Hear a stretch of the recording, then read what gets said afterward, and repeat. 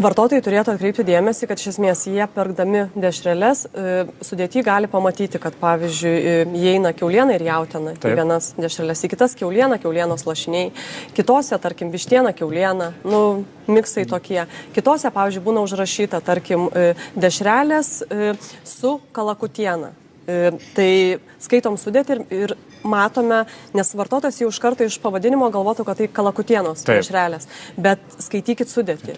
Su žodelis reiškia tai, kad ne iš kalakutienos, o skaitant sudėtį tu matai, pirma sudėtinė dalis, kurios daugiausiai yra kiauliena, antra kiaulienos lašiniai, o trečia sudėtinė dalis mūsų laukta kalakutiena, kurios nurodytas procentas, tarkim 19%. Tai iš esmės tu valgai kiaulienos dešreles su kalakutiena, tai būkit budrus. Iš esmės tie miksai kiaulienos ir vištienos, jie mano akimis tai turėtų būti vienos rūšies mėsa, jau prie tų geresnių variantų priskiriamų. Tai jeigu jau yra miksas, tai jau nėra jau pats geriausias dalykas, taip? Aš siūlyčiau rinktis, jeigu tai yra kalakutienos, tai kalakutienos, jeigu vištienos, tai tai.